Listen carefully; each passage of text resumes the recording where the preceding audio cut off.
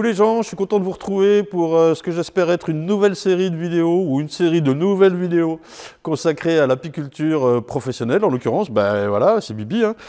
Je voudrais essayer de vous faire suivre ma saison complète. Alors, un apiculteur professionnel, c'est quoi? Ben, c'est comme un agriculteur qui aurait des champs pour faire son blé ou des vaches pour faire du lait. Moi, j'ai des abeilles pour faire du miel. Voilà, tout simplement. Donc, j'ai 300 ruches qui sont réparties en plusieurs emplacements tout autour de cet endroit-là. C'est la miellerie que je vais vous faire visiter après. Et puis, on va essayer de voir ça tout au long de la saison. Alors, une saison, c'est quoi?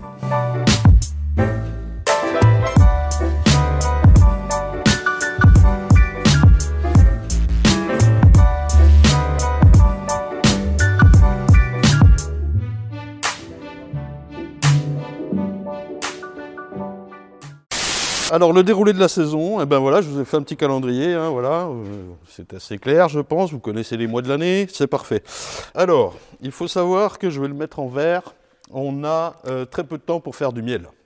Le miel, ça se passe de mi-avril à, pour moi, hein, alors, petit aparté, je vais vous parler que de mon cas et de mon exploitation, hein, en l'occurrence dans le centre-est de la France, 200-300 mètres d'altitude, voilà. Ici, moi, je vais faire du miel de printemps. C'est la première partie, ici. Ici, là, je vais faire du miel d'acacia. Et là, du miel de toute fleur. OK? Ça veut dire qu'avant et après, je dois préparer mes colonies, simplement pour qu'elles soient aptes ou prêtes à faire du miel à ce moment-là. Donc, en l'occurrence, c'est quoi? C'est une abeille, ça? Ouais, les gars! Ouais, la première de l'année! Magie! Va bosser! Qu'est-ce qu'elle fout là? Elle est un peu perdue, je pense. Alors, ça veut dire que si on prend l'hiver, c'est-à-dire pour moi, en gros, de fin octobre, parfois un peu plus, parce que la météo est de plus en plus chaude, d'ici, hop, décembre, janvier, voire un peu plus, je ne touche pas les ruches. Je n'ouvre pas les ruches, je ne vais pas les déranger, elles sont en hivernage. Il faut les déranger le minimum, hein. Ça veut dire que avant cette date-là, on a préparé les ruches. En fait, toutes les parties bleues, je prends soin des abeilles, je les nourris, oui, je les nourris, je vais faire un aparté tout de suite là-dessus, et je les traite contre le principal agresseur de la ruche qui est le varroa. On reviendra là-dessus, c'est un acarien qui attaque les abeilles. Je reviendrai là-dessus en détail pour vous expliquer ce que c'est. À propos du nourrissement, gros plan là, ça va chier. Alors,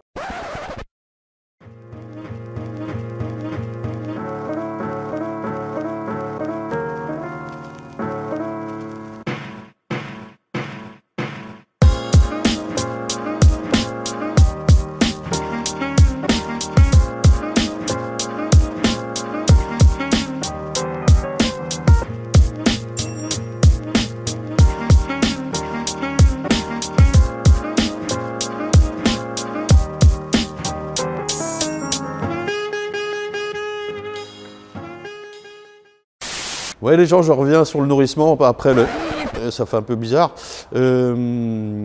Effectivement, je nourris les abeilles, j'amène du sirop issu de la betterave d'ailleurs, soit de blé, soit de betterave. J'amène du sirop à l'automne et plutôt du sucre candi, on verra les différences plus tard, hein, en sortie d'hiver. Je suis obligé de le faire. Il faut bien considérer qu'aujourd'hui, elles n'ont pas assez de ressources pour passer l'hiver, quoi. De ressources, c'est-à-dire de fleurs et de nectar. Alors ça dépend des années, vous allez me dire. En 2015, c'est vrai que c'était une bonne année. J'ai donné très peu de nourrissement, de sirop, juste à certaines colonies qui n'avaient pas assez de réserves, qui étaient très puissantes et qui n'avaient pas assez de réserves pour passer l'hiver. En 2016, c'était l'inverse.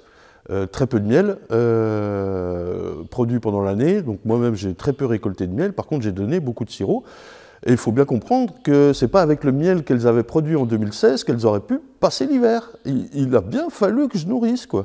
Et alors on me sort l'argument de dire, eh ben ouais, mais tu leur piques leur miel et tu leur donnes du sirop. Ah oui. Mais oui, c'est le cas, les gens. À un certain moment, c'est une boîte, quoi. Je veux dire, il faut bien que je produise quelque chose pour le vendre et vivre.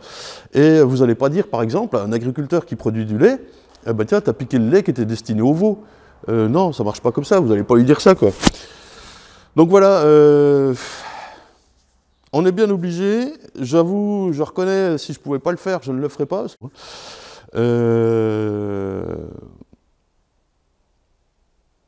Et tout ce qu'on consomme en 2017 est nourri, quoi. Je veux dire, les animaux, les végétaux, tout est nourri. Oh, il y a quelques exceptions avec, je sais pas moi, des poissons sauvages ou des cultures bio, mais même, on va mettre de l'engrais, même bio, quoi. On va nourrir. Voilà, à un certain moment... alors, il y a aussi le phénomène des gens qui vont laisser du miel, plus de miel dans la ruche. On va voir ce que c'est qu'une ruche pour comprendre tout ça, quoi. Hein? Les gens, oui, j'ai sorti les lunettes parce que j'en avais besoin. Voilà, je vous explique la ruche. Alors, il existe plusieurs modèles de ruches qui portent souvent le nom de l'inventeur. En l'occurrence, moi, j'utilise des ruches d'Adam. Donc, d'Adam, Charles d'Adam. Google est ton ami, les gens. Hein, je vous laisse chercher. Ça marche comment? Vous avez un corps de ruche, un toit, un plancher. Là, c'est l'entrée et la sortie des abeilles, hein, évidemment. On met une petite grille de protection pendant l'hiver pour empêcher les souris de rentrer. Sinon, en dessous du toit, on a quoi? Un couvre-cadre, un nourrisseur. Donc on peut très bien avoir la ruche sans le nourrisseur. Hein. Bon, là, moi je les laisse en règle générale. Le nourrisseur, donc c'est là-dedans qu'on va mettre le sirop. Et les abeilles peuvent passer par là, hein, pour monter là. Alors, nourrisseur en plastique, je vous montre, il existe aussi des nourrisseurs en bois. Hein, comme le plancher, comme les corps de ruche. Chacun voit midi à sa porte. C'est quoi l'expression? Ouais, on s'en fout. Allez. À l'intérieur, voilà, c'est simplement des crémaillères là et des distanceurs en bas pour pouvoir caler des cadres. Je vous montre ça. Hop. Voilà le principe quand on a des cadres dedans. Donc il faut bien imaginer que votre colonie d'abeilles, elle vit là-dedans. Donc en forme de boule, hein, on va dire ça comme ça. L'été, il y a des abeilles partout, mais l'hiver, elle va se grouper, se grapper en forme de boule pour se tenir chaud. Là, on a bien 10 cadres. Alors en l'occurrence, j'ai 9 cadres plus une partition en polystyrène, avec de la propolis. Là. Je vous expliquerai plus tard pourquoi. Ce qu'il faut comprendre, c'est que votre colonie, elle vit là-dedans à l'année. Hein. Elle a une forme de boule. On peut faire d'ailleurs des comparaisons avec, par exemple, une balle de tennis, un ballon de hand, un ballon de rugby. Oui, je sais, c'est pas rond, mais voilà. Et plus tard, un ballon de basket. Donc, quand on est à ce niveau-là, il n'y a plus de soucis, on s'en inquiète pas. Par contre, quand vous avez une balle de tennis ou un ballon de hand, les colonies ne sont pas fortes. Hein. Vous avez ça à l'entrée de l'hiver, ça va être difficile de lui faire passer l'hiver. Pour faire du miel, nous, ce qu'on va faire dans la période où ça miel, ce qui était en vert sur le calendrier tout à l'heure, on va revenir mettre une hausse par-dessus tout ça, hop, et voilà. Et c'est là-dedans que les abeilles vont venir stocker le miel, et puis nous, après la mielée, on vient récupérer la hausse et on va extraire le miel. La petite subtilité, c'est qu'on peut mettre plusieurs hausses si jamais il y a beaucoup de miel, et aussi, très important, enfin moi je le fais, on met une grille à reine. C'est une grille qui empêche la reine de passer. Les ouvrières, les abeilles peuvent passer, mais pas la reine, et on intercale ça ici. Hop, hop, bien droit. Ce qui nous permet d'éviter, ce qui permet d'éviter à la reine de monter et donc de pondre dans ces cadres-là, ce qui fait qu'il reste toujours propre, il n'y a pas de couvain, pas de larves, quoi que ce soit.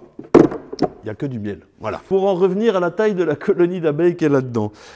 Si vous avez à l'entrée de l'hiver, à l'automne du moins, une colonie qui est de cette taille-là, il faut absolument enlever des cadres. Il faut adapter la taille de l'appartement à la famille. Petit proverbe, si l'appartement est trop grand pour la famille s'occupe mal de l'appartement. Donc si vous avez une colonie qui fait cette taille-là, hein, à l'automne, il faut absolument réduire la taille de la ruche, c'est-à-dire, par exemple, hein, ici, on enlève des cadres, et on resserre la partition.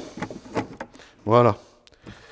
Et on va pas laisser la colonie hiverner là-dessus. Alors on pourra remplir avec une autre partition ici, ou en mettre une autre là et puis tout décaler. Ce qui compte, c'est que ce soit adapté à la taille de la colonie. Pour en revenir tout à l'heure avec le nourrissement et l'idée de laisser plus de miel. Laisser plus de miel, ça veut dire que on va laisser la partition ici, voire pas de partition du tout, il n'y aura que des cadres de miel. 10. Et en plus, on va laisser une hausse. En se disant, il y a du miel, il y a suffisamment à manger pour la colonie. Je n'ai pas besoin de mettre du sirop. Alors, pas mal de problèmes. Déjà, si vous avez besoin de mettre du sirop, imaginez, vous allez le faire avec une hausse dessus, une hausse qui est destinée à recevoir que du miel. Donc là, déjà, il y a un problème. Ensuite, votre colonie, si on disait, elle est grosse comme ça, ou même un peu plus grosse. Regardez la différence. Comment voulez-vous qu'elle s'occupe de tout cet espace? Elle n'arrivera pas à le chauffer, elle n'arrivera pas à l'entretenir, ça va être une gêne pour elle. Et franchement, elle passera moins bien l'hiver que si vous la resserrez et puis que vous intervenez à temps pour soit l'agrandir, soit la compléter avec un peu de nourriture ou quoi. Et en fait, c'est logique tout ça, quoi. Voilà, quoi. Un autre problème, si vous laissez la hausse tout l'hiver dessus ou tout le temps, je vois des ruches dans la nature avec une hausse en permanence dessus, donc outre l'espace qui est trop grand, c'est qu'à un certain moment aussi, après le miel, en mois de juillet-août, pour moi, on doit les traiter contre le varroa, j'en ai rapidement parlé tout à l'heure, et on ne doit pas traiter en présence de miel. Si jamais votre hausse là, elle repart dans le circuit l'année suivante, elle aura été entre guillemets contaminée avec le médicament et c'est pas possible quoi. C'est de la merde. Donc il faut faire attention à ce qu'on fait, vraiment, vraiment. Voilà, petite précision, le plancher est aéré là-dessous, les abeilles ça respire de l'air, beaucoup. Donc voilà. Que dire d'autre?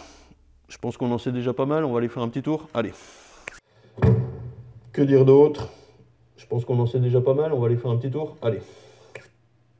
Et ben voilà les gens, je suis déjà à 12 minutes.